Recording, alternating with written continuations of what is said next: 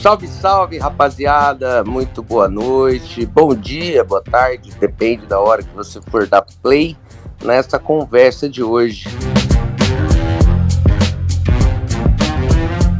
E hoje a gente tem de novo um convidado que já é de casa, o professor Jocélio Goulart, que veio falar hoje sobre um tema que está bastante em voga, que está todo mundo curioso, todo mundo falando sobre, cheio de dúvidas, eu tenho certeza, assim como nós. O Jocélio Goulart, que é consultor e professor de transformação digital, marketing e vendas, marketing digital, estratégia, inovação e governança em TI, pela Fundação Dom Cabral. Também é professor da Esquema Business School, na qual ministra a disciplina de Digital Transformation Strategies, e da Escola Aberta do Terceiro Setor e Instituto de Gestão em TI. Possui MBA Executivo e o PDC, que é o Programa de Desenvolvimento de Conselheiros, pela Fundação Dom Cabral, e o mestrado em Administração com ênfase em Estratégia, Marketing e Inovação, pela PUC de Minas Gerais. Atualmente está realizando sua pesquisa para a tese de doutorado com o tema Inovação Aberta como Catalisador para a Transformação Digital. Não poderia ter ninguém melhor que você, né, Jocélio, para falar sobre esse tema aqui com a gente hoje. Seja bem-vindo, mais uma vez. E boa noite, Ricardo. Boa noite, Diogo. Boa noite a todos. Boa noite não, né? Boa tarde, bom dia a todos que estão aí, todos que estão aí nos ouvindo. Mais uma vez, é um prazer estar aí com vocês, falando de um tema instigante, um tema que tem provocado controvérsias, não é? Um tema que tem instigado as pessoas nesse momento. Legal, professor. Ricardo, você quer dar um alô para a gente aí? Sim. Olá, seres humanos e inteligências artificiais aí, né? Que estão, com toda certeza, num futuro próximo ou até já, interagindo até com esse conteúdo que vai estar na internet, fazendo com que aprenda um pouco mais e, enfim, e que transforme a forma como que a gente lida com nossa produtividade e com o nosso dia a dia com tecnologia, né? Prazer estar aqui, falar desse tema, bora lá.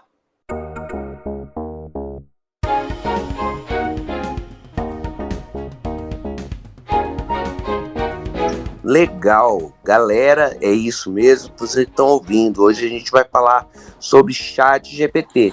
É um assunto que não poderia deixar de existir aqui, porque nós estamos preocupados, viu, professor? Mais para frente eu vou te fazer uma pergunta aí para te perguntar se eu vou ser beneficiado ou se eu vou ser prejudicado com essa história.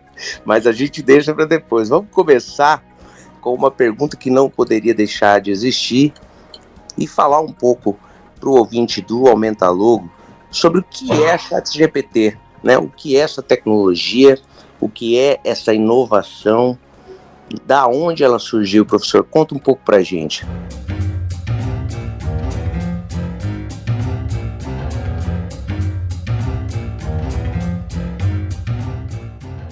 Legal. Então, tem uma frase daquele economista americano que chama Paul Krugman, que ele fala o seguinte, que produtividade não é tudo, mas em longo prazo é quase tudo. E o que acontece? O que eu quero dizer com isso?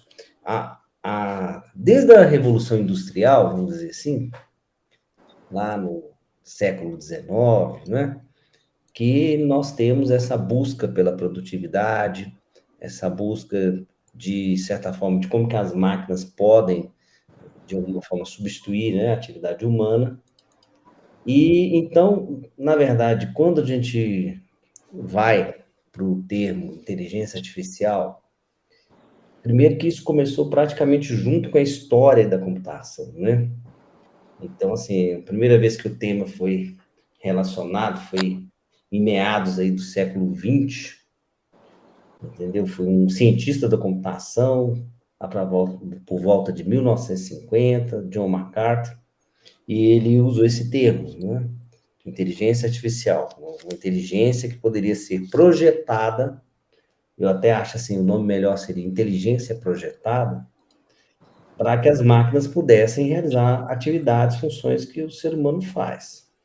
E aí, foi mais ou menos nessa época, meados aí entre 55, se eu não me engano, no final da década de 60, que surgiu o conceito aí das redes neurais. E então, o primeiro algoritmo, né, que é o perceptron, naquela época, entendeu? Então, é um algoritmo que naquela época ele tinha capacidade, por exemplo, de distinguir cartas, né, que estavam marcadas no lado direito ou no lado esquerdo, então ele conseguia interpretar isso, né? Então foi um primeiro experimento. E nós observamos o seguinte, que ao longo dessas décadas, o desenvolvimento ele não se deu assim de forma uniforme, linear, né? Ele foi acontecendo em etapas. Houve épocas que eu diria assim mais obscuras. E o que a gente observa que de 2015 para cá nós tivemos várias tecnologias que são associadas à inteligência artificial, por exemplo, o reconhecimento da linguagem natural, não é? Que é a linguagem que nós, seres humanos, falamos. Até então, todo o processo de codificação, programação de uma máquina, um computador, nós temos que usar o quê? Uma linguagem de programação, não é mesmo? E o que a gente observa? Que nós estamos tendo a capacidade de escrever como nós escrevemos e a máquina conseguir interpretar. Então, houve um salto quântico, eu diria assim, nesse entendimento de linguagem natural, nessa compreensão daquilo que está escrito, no reconhecimento de imagens, no reconhecimento de fala e até no reconhecimento da capacidade de escrever manualmente, né? Nós temos dispositivos aí para isso. Então, nesses últimos anos, a coisa tomou uma proporção bem mais razoável em termos de desenvolvimento. Quando a gente fala de inteligência artificial, o qual, né, o ChatGPT se encaixa ali em um dos campos de estudos da inteligência artificial, que está justamente relacionado a essa questão da interpretação da linguagem humana, né? E hoje tem um subcampo que nós chamamos de IAs generativas, ou seja, a IA ela tem a capacidade não só de entender e interpretar, mas também de gerar conteúdo, né? O nome GPT, né, chat, é de chatbot, o nome GPT, ele remete justamente a isso. O G é de generative, o P de pre-trained e o T de transformer, entendeu? Então, ou seja, nós nós chegamos no momento que nós chegamos hoje, fruto de aumento da capacidade de processamento. Então, hoje, os computadores têm muito mais capacidade de processamento, fruto também da capacidade de armazenamento, não é? Então, nós podemos lidar com quantidades muito maiores de dados. Vocês observem que o ChatGPT lida com bilhões lá de tokens, que ele chama, que é a unidade básica de informação dele. Então, a lógica é justamente essa, né? Construir um modelo que ele possa interpretar. O primeiro modelo surgiu mais ou menos ali com a fundação da OpenAI, 2018, 2019, foi o GPT, o GPT-2, e aí hoje nós estamos com o GPT-4, né, que foi lançado agora, recentemente, entendeu? E concomitantemente, né, outras empresas estão desenvolvendo as suas IAs, o Google, a Meta, né, a Amazon, todas elas têm projetos semelhantes de desenvolvimento. Então, eu poderia dizer assim que iniciou uma corrida, né? Uma corrida todas essas grandes empresas em busca de soluções aí de inteligência artificial.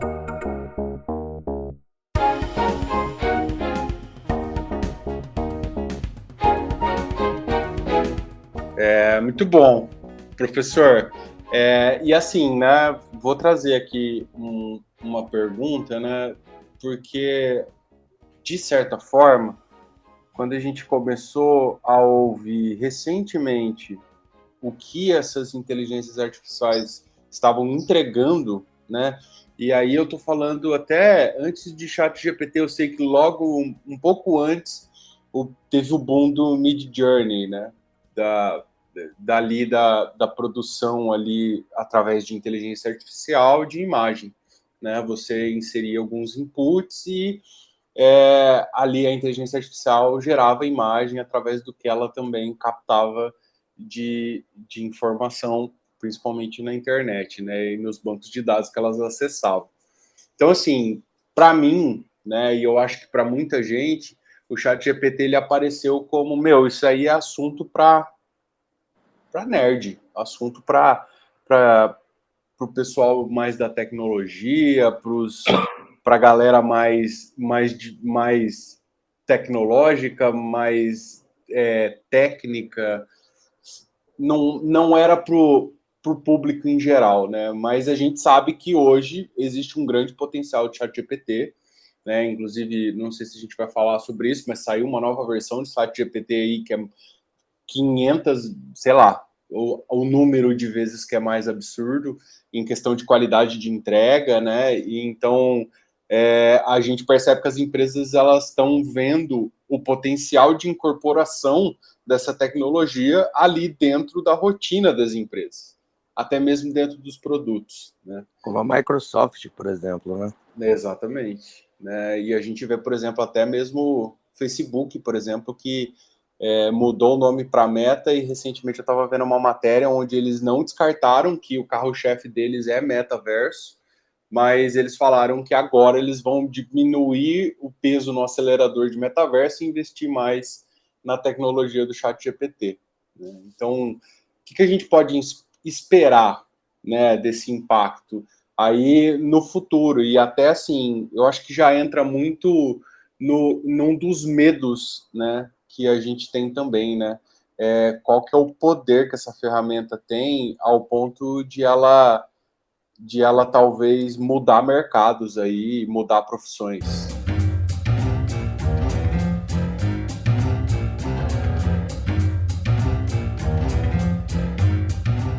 Então, tem uns dados aqui interessantes. O detalhe é o seguinte: a OpenAI, que é a empresa que ela foi fundada inicialmente, né, para desenvolver, promover a inteligência artificial e trazer isso de uma forma amigável, entendeu?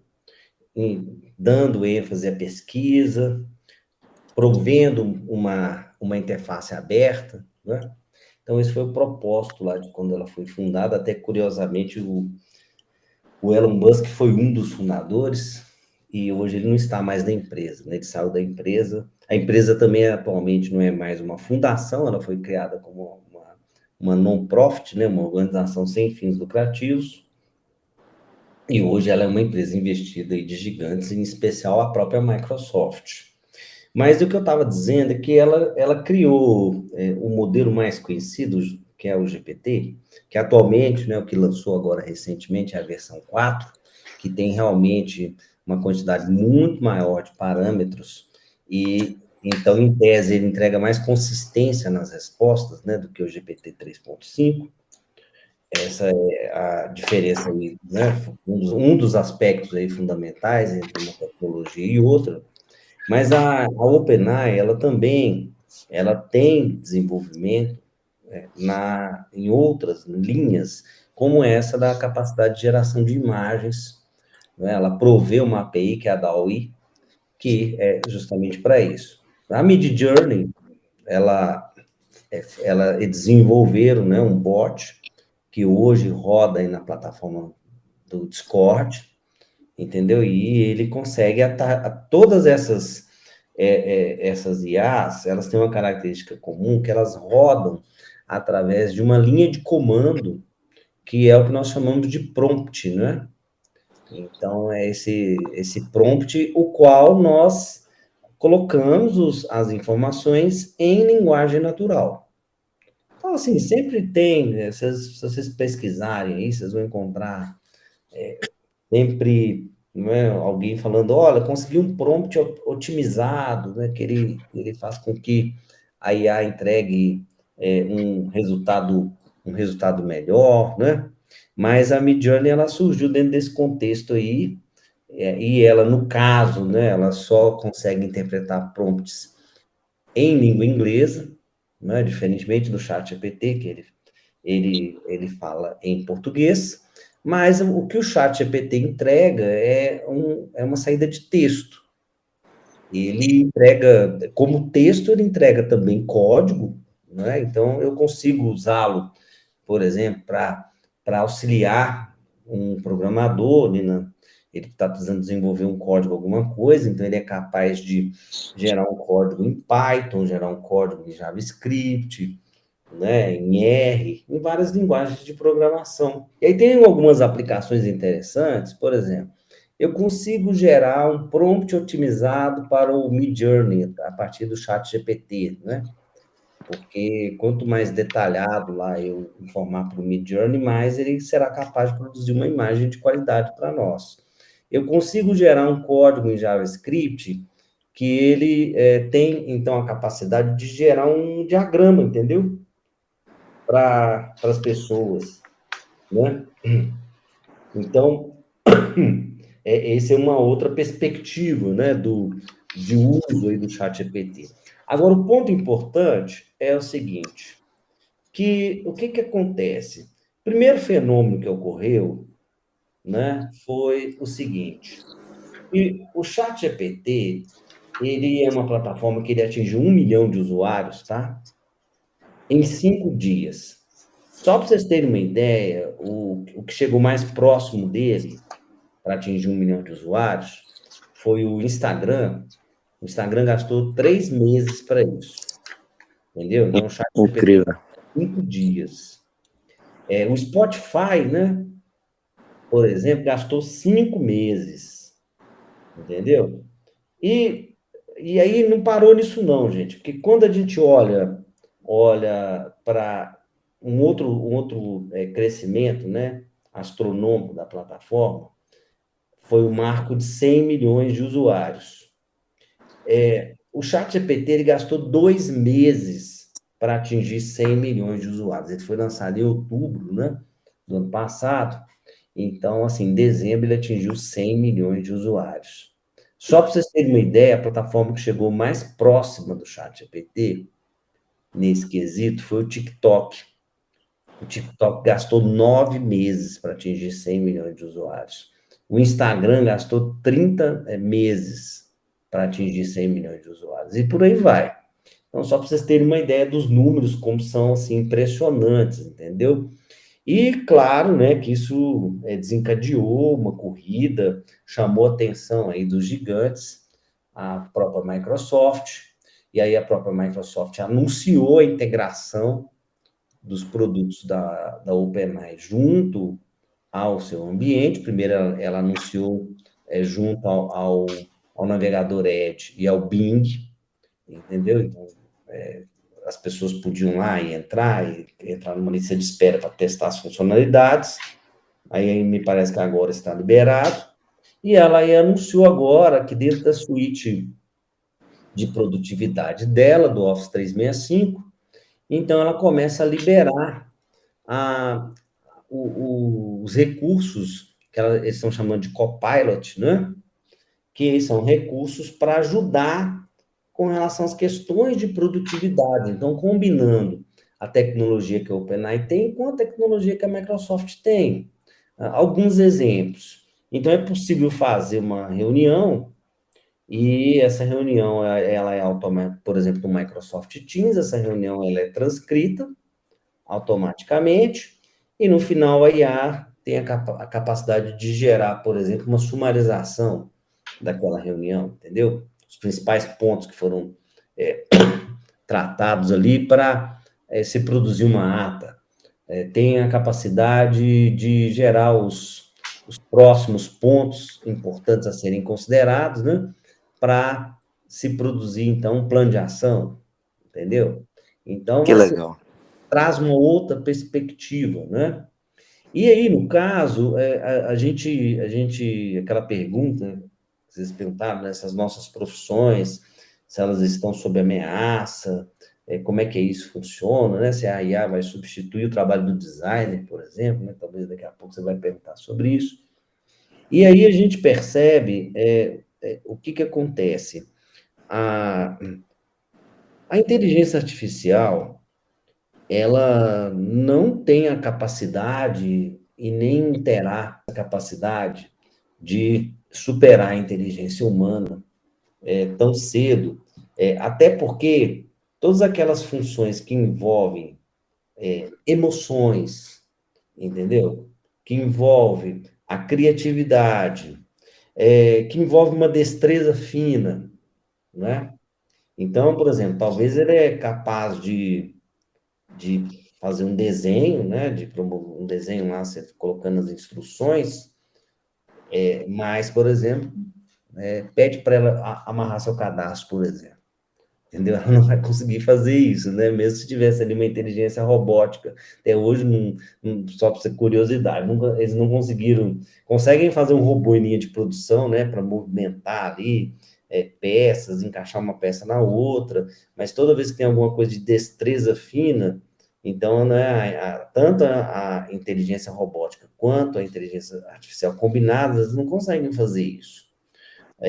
Tem até, você encontra, por exemplo, alguns aplicativos que eles são as simulações de inteligência artificial e tem lá uma psicóloga, né? E aí a psicóloga responde dentro de como, vamos dizer assim, uma psicóloga real, ela é treinada para responder. Mas onde é que está a empatia?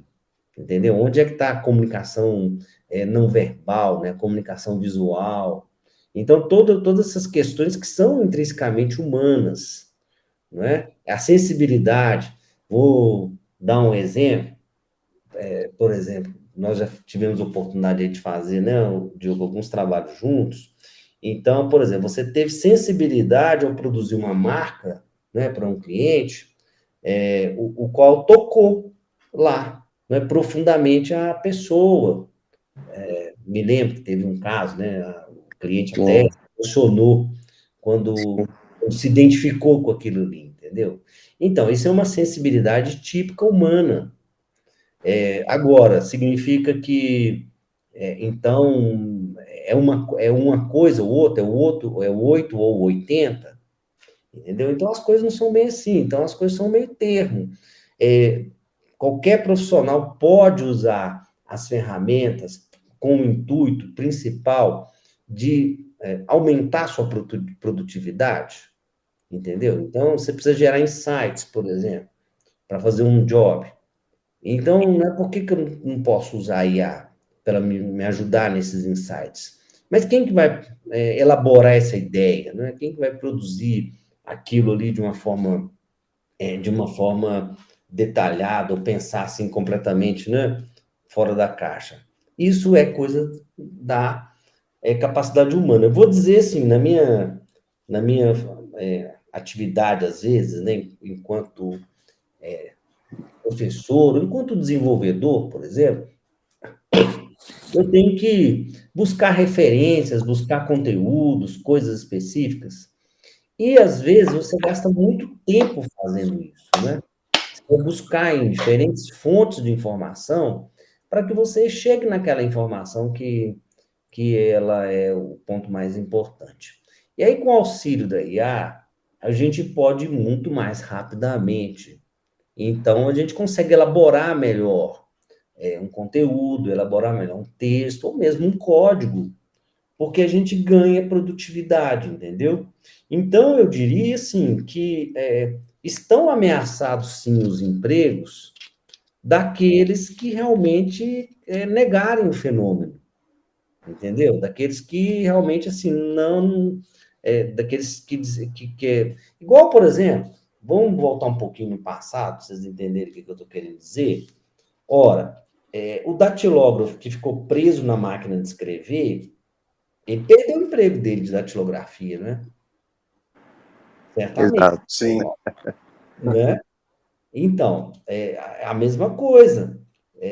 Provavelmente, por exemplo, se a gente for olhar no design, as pessoas antes desenhavam na prancha, né?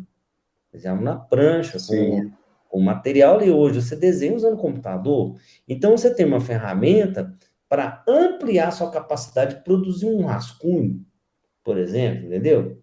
De desenvolver ideias nesse sentido, né? De trazer, talvez, assim, ideias. Obviamente, né, eu não tenho nem de perto aí a capacidade de vocês, mas eu estava outro dia tentando que ele gerasse um logo para mim, ali, sabe? E o que acontece? Ele não gerava nenhum logo que prestava, por mais que eu dissesse, assim, de forma diferente e tudo mais, ele não conseguia chegar no entendimento daquilo que eu queria, entendeu? Então, ou seja, não tinha condições dele trazer o prato pronto ali. Mas o que acontece? A partir daquilo ali, aí eu me trouxe a reflexão e falei assim, gente, o caminho é esse aqui, ó. Eu tenho que fazer dessa forma. Isso aqui é a forma mais racional. E não, talvez, esperar que ele me traga uma solução pronta, porque é só para a gente entender, gente, um outro ponto que eu acho que é importante esclarecer. A gente pode dizer que essas IAs que aí estão, todas elas não pensam, elas são um papagaio. Acho que a melhor metáfora é a metáfora do papagaio, entendeu? É aquele que você tem um papagaio. Ele, com o tempo, você acha que ele está falando, né? Mas ele não está falando, ele está repetindo, entendeu?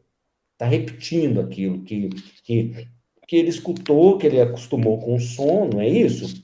O mecanismo do papagaio, e a IA é isso. E a IA, a diferença em termos de capacidade para o humano, porque os modelos de IA são modelos probabilísticos. Então, ou seja, quando ele configura, né, ele tenta desenvolver, trazer consistência numa resposta, eles procuram o modelo, ele vai procurar fazer um teste com um conjunto amplo de possibilidades e daí chegar à conclusão. Qual que é melhor? Qual que tem a maior probabilidade de ser certa? Entendeu? Então, pronto, ele te dá isso. De acordo com um modelo probabilístico, entendeu? Nada mais diferente do que isso, né? E a gente sabe que, às vezes, né? A gente sabe que quantas vezes as nossas decisões, as nossas interpretações ou visões de mundo são visões que são baseadas na emoção, né? Exatamente. E ali não tem emoção.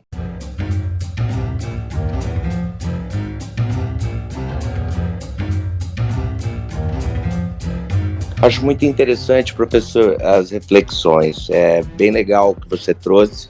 E eu acho legal trazer isso para essa conversa, porque eu não tenho dúvida que isso passa pela cabeça, né? Principalmente das pessoas que estão, de alguma maneira, acompanhando tudo que se fala sobre inteligência artificial hoje em dia. Porque você bem colocou aí no começo da sua fala que é um assunto polêmico, né? Tem muita gente que fala coisas que, na verdade, não são baseadas em dados científicos. Mas eu queria, assim, só fazer uma reflexão aqui, de repente provocar mais um ensaio do professor a respeito do que aconteceu, não com o surgimento da computação, mas com o surgimento dos computadores mais modernos que introduziram a computação gráfica, né? A gente poderia talvez até citar ali os computadores da Apple, mas não só a Apple, porque nessa época outras fabricantes de computadores já tinham ali interfaces gráficas e já estavam, né, começando a desenvolver soluções que vieram para revolucionar essa indústria, né, do cinema, da fotografia, né, da edição de filmes, da produção publicitária, da criatividade visual de uma maneira geral, né? Nós que somos designers, né? Tanto eu quanto o Ricardo trabalhamos com isso. Hoje é muito comum para um designer visualizar essa atividade com esses mecanismos digitais, né? Mas você bem colocou aí no início da sua fala que no início das nossas profissões, lá na época do Bauhaus, né? Ou até talvez antes disso, e hoje tudo que nós fazemos envolve ou um computador, ou uma mesa digitalizadora, né? Ou um smartphone, como nós estamos usando agora, todo mundo no smartphone aqui gravando esse podcast. Hoje a gente não precisa mais de um microfone de estúdio, não precisa mais de uma mesa de som, você tem tudo isso aqui num aplicativo, né? Essa revolução, ela ainda está acontecendo, né? Ela ainda está em andamento, mas eu fico imaginando o quanto foi difícil para pessoas como, né, os desenvolvedores lá da Epson, né, da Xerox, ou da IBM, ou da HP, quando eles começaram a desenvolver as primeiras soluções que foram pioneiras nessa indústria, né?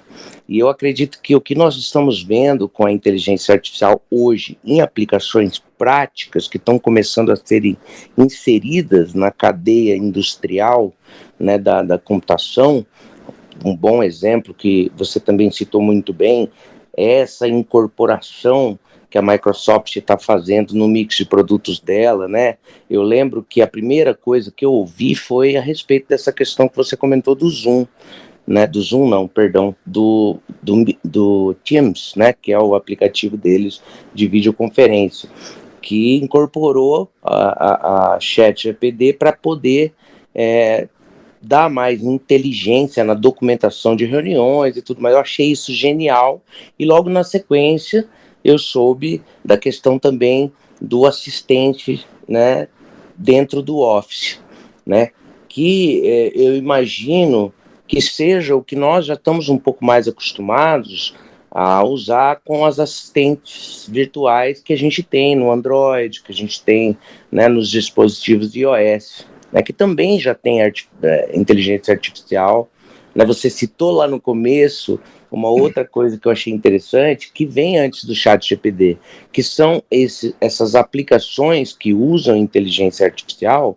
para reconhecer voz, né, para reconhecer fala e transcrever, por exemplo, em texto. Hoje a gente dita para o teclado do celular o que nós estamos falando para ele escrever, né?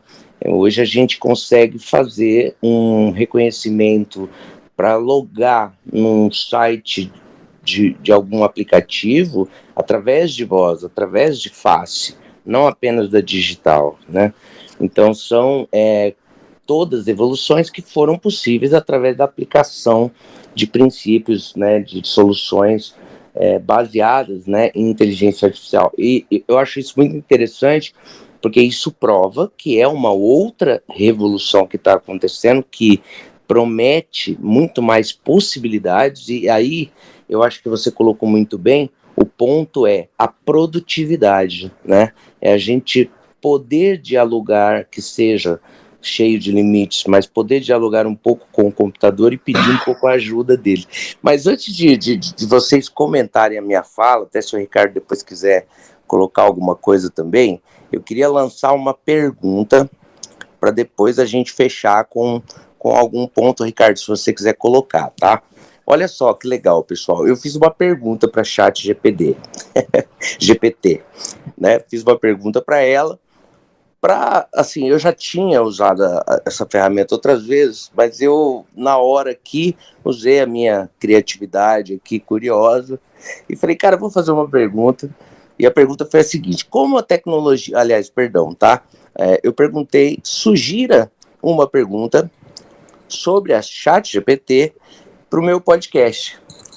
E ela me respondeu assim: como a tecnologia de linguagem natural, como a ChatGPT, está impactando a maneira como nos comunicamos e interagimos online. Olha que legal. E aí eu passo a bola para você, professor, né? Olha que interessante essa pergunta que ela sugeriu. Foi mais inteligente que as nossas, eu acho.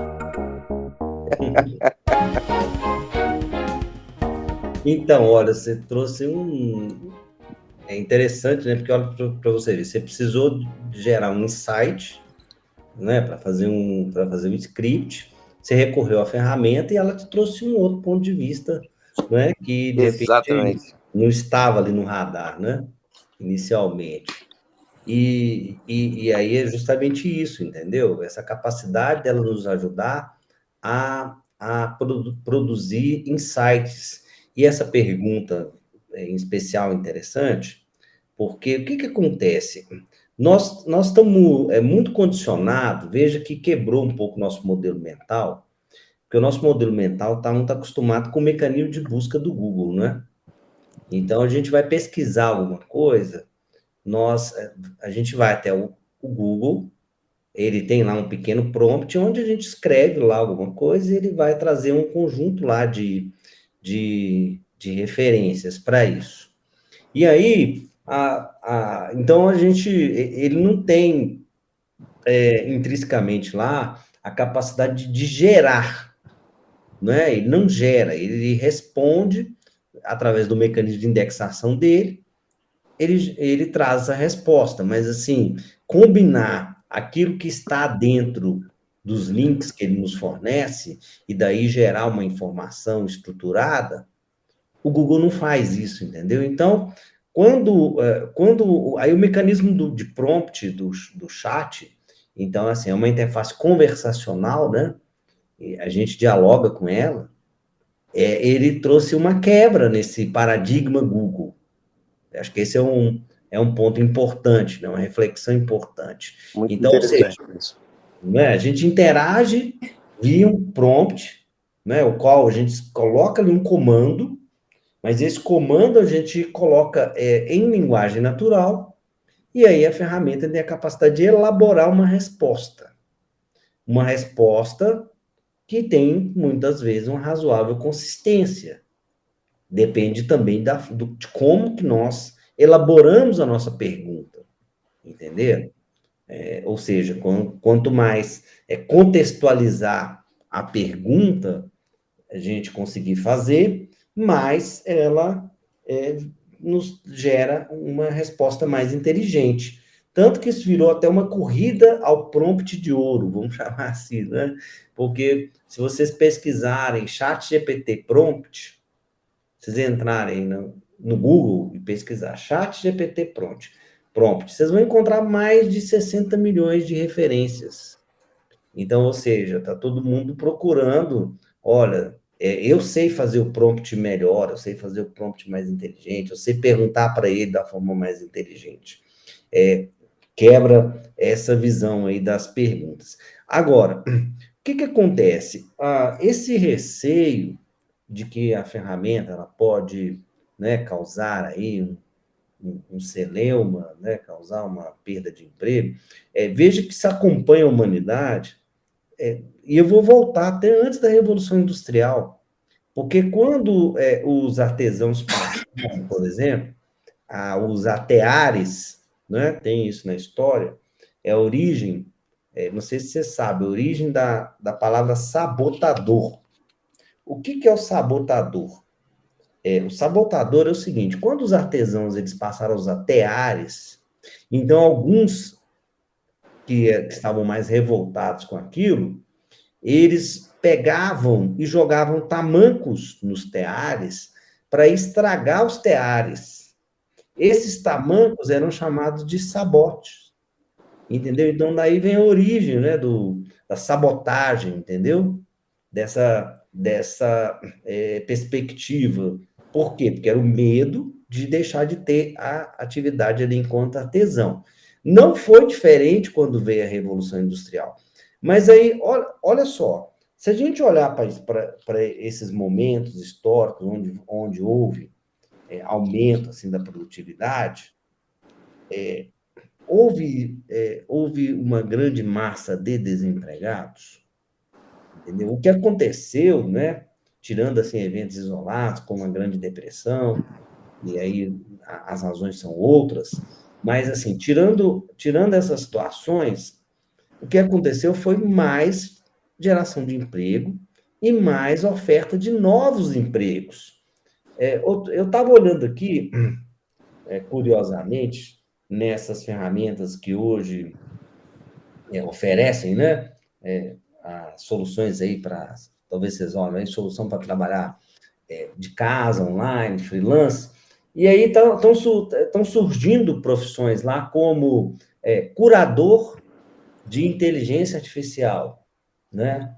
Tem lá, além do CIO, né? Tem o Chief AI, que é o chefe lá de inteligência artificial, entendeu? Então, assim, o que a gente está vendo são profissões se transformando e muitas delas combinadas com pessoas que têm habilidades desenvolvidas no uso de ferramentas de inteligência artificial, entendeu? Achei sensacional a resposta que o ChatGPT gerou ali através do prompt que você imputou na ferramenta. A pergunta, na verdade. A pergunta, e eu acho que esse é o brilhantismo dessa ferramenta, né? Dessa inteligência. Que ela, de fato, ela tem uma coisa diferente justamente por ter uma linguagem de resposta muito humanizada, né? Muito natural, né? Então, eu creio muito que a gente vai, com certeza, de fato, melhorar a nossa interação com a ferramenta sempre, né? Conforme ela, em contrapartida, nos comunica de forma o mais natural possível com a gente. Então, eu acho assim que, de fato, né, o ChatGPT ele tem uma capacidade gigantesca de nos ajudar, principalmente.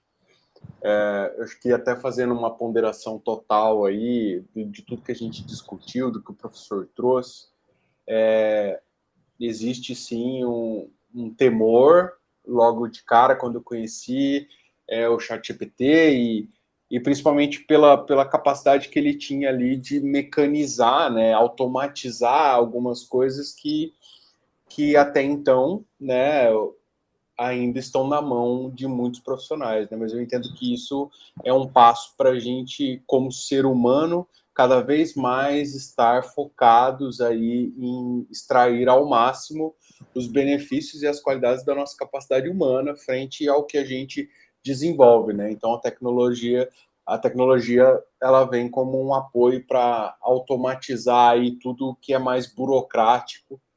E tanto que eu estava até olhando também, não vou lembrar exatamente onde, mas eu sei que foi no Instagram, num perfil que chama O Futuro das Coisas, e eles fizeram um levantamento, não sei se foi com base em algum estúdio de fora do país, mas eles trouxeram aí as 20 profissões, eu acho que através de um prompt no ChatGPT, inclusive, das 20 profissões aí que enfim, que seriam impactadas com a ferramenta, né? E a gente pode perceber ali que são mais realmente tarefas, né? E funções mais braçais, mais metódicas, né? Que estão mais focadas muito na leitura de dados e compilação deles, organização deles, né?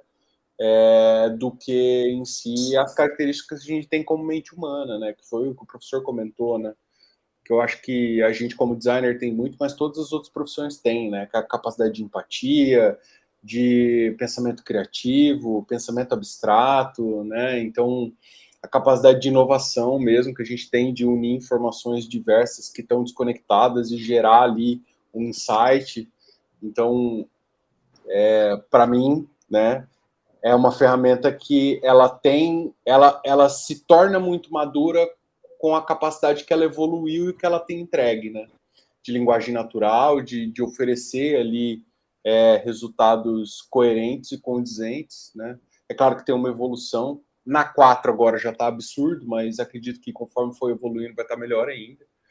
Mas eu não sei se se ela vai impactar demais, né, na maneira como a gente se comunica, interage online, eu acho que ela vai virar mais um usuário desse meio online aí, em que a gente vai precisar interagir com ela, né? Mas eu acredito muito que a gente ainda que está no poder dessa forma como a gente interage e a forma que ela impacta a comunicação.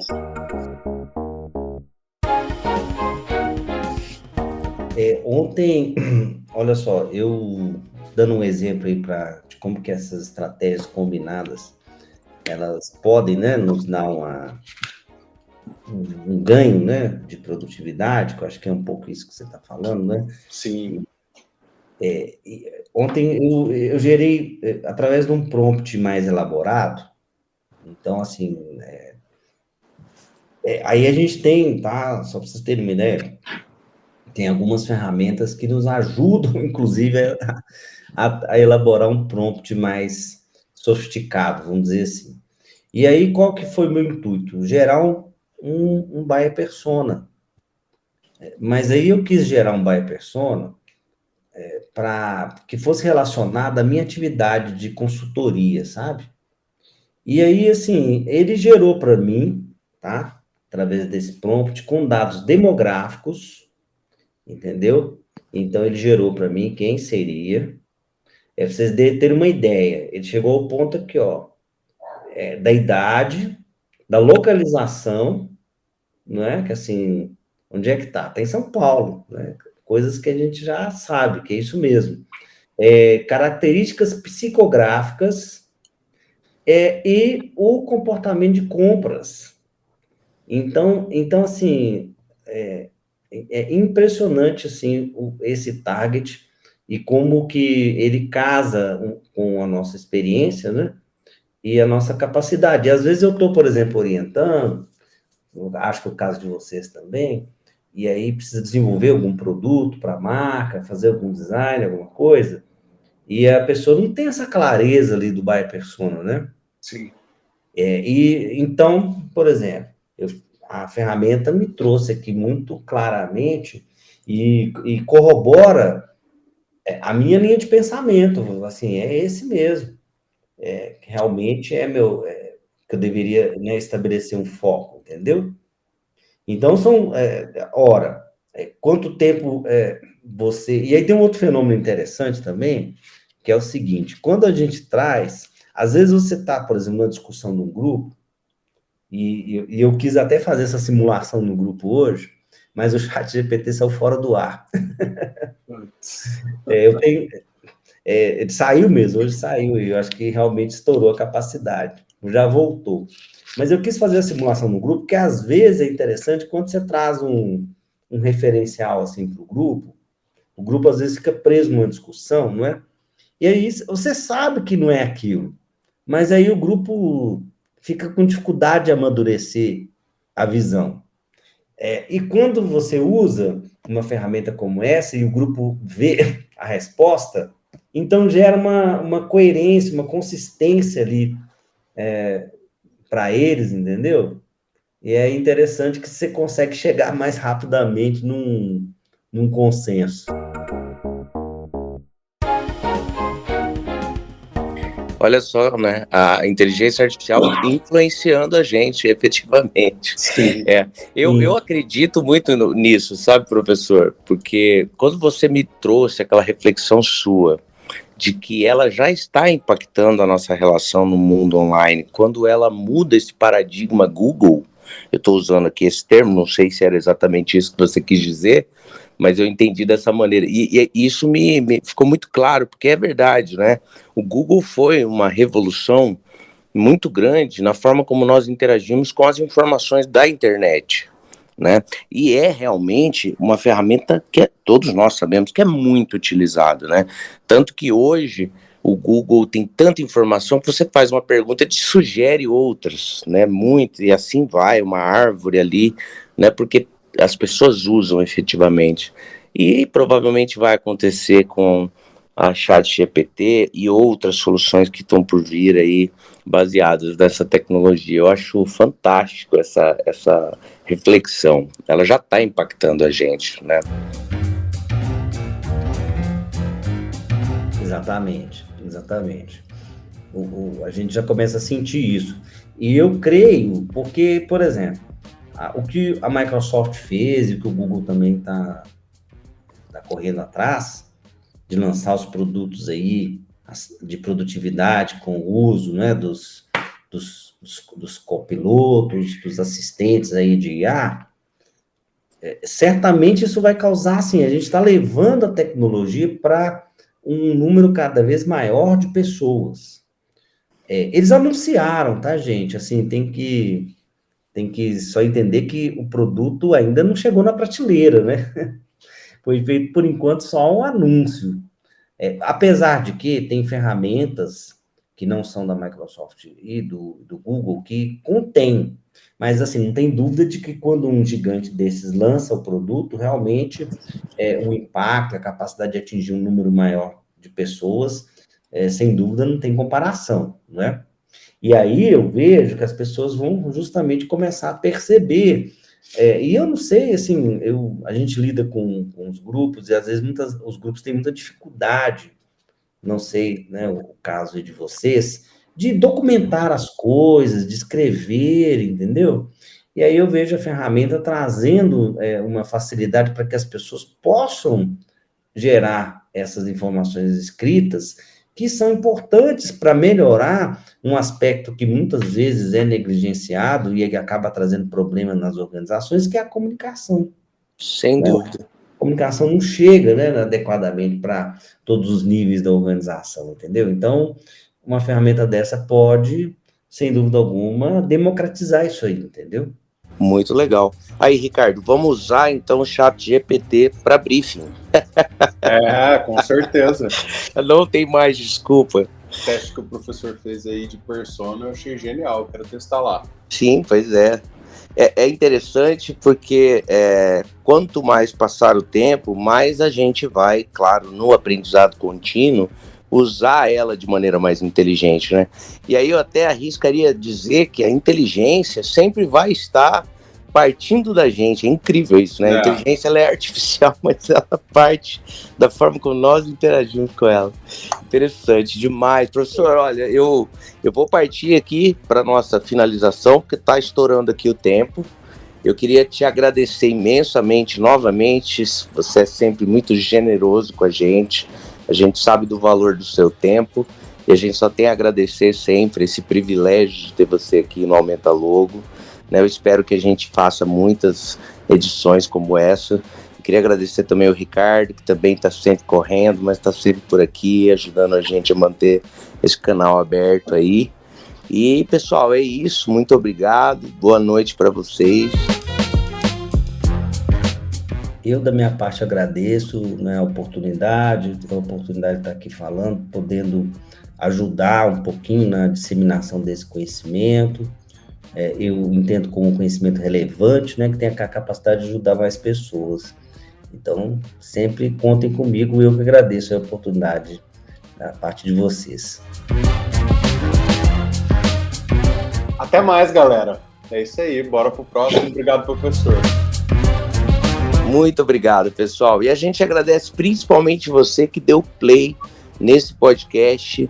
E fica o convite aí para você ouvir os outros que vieram antes. Inclusive, a gente tem no nosso canal no Spotify, no próprio Anchor, né? E nas outras plataformas de podcast, no Apple Podcast, no Google Podcast. A gente tem aí o Aumenta Logo presente. Você consegue ouvir também o nosso episódio sobre NFTs e metaverso, que também foi gravado com o professor, e é o episódio anterior a esse, que também é sensacional. Gente, muito obrigado, boa noite para vocês e até a próxima.